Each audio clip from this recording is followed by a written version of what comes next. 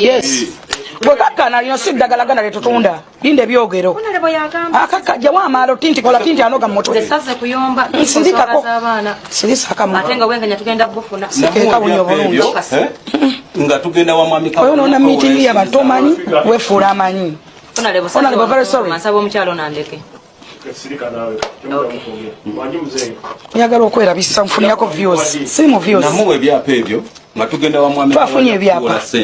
Kyekikulu. Betulina kawali okumutuwola sente ez'abaana n'atazempaawo nze nenkwate kubona embawo n'engenda.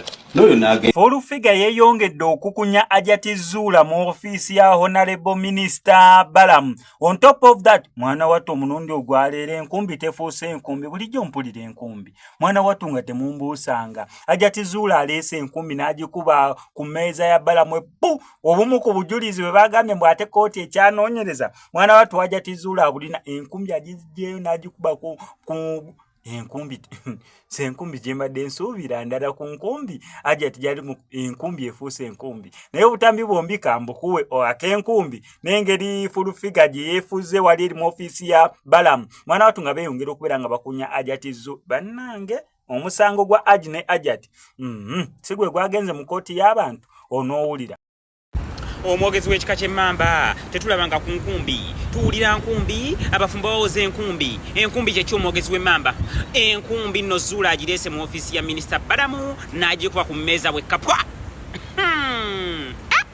walirayo ku nkumbi ogenda gira wano ku kooti eddako bakuleetedde enkumbi eno senshoni ya kooti gye tuddako bagiyita enkumbi anti ekooti yasemba otulo omulundi guli mujjukira bulungi nnyo baatuuka ne babasaba obujulizi abalumiriza mwabaye abalumiriza nti ddala Hajji yakwata omwana muleete obujulizi Zula muno mwe yakalira omwe yakalakalalira amaaso ati agende gali gitabuli gisigati gamuli mu ngalo gati mukazi mukulu naye amaaso gamuli mu ngalo gati nabula oleeta akalega nga ateekemu wenti akendegi gatambulire muno weegati n'agamba nti era bo beetaaga okunoonyereza obujulizi babufune mwaloba biki kati mwina nabujulizi ontegedde kakati naleese enkumbi abaana bange ab'ekika ky'emmamba mwe nnamba koowoola atalabanga ku nkumbi genda mu kooti eddako nga 13 ogende weerabireko ku nkumbi walaye ku nkumbi owulira mpulire nze nange ngenda mu kooti njagala mbeereyo naye ku nkumbi kubanga nze seranga ku nkumbi emyaka gye nkulidde nze omwogezi w'ekika ky'emmamba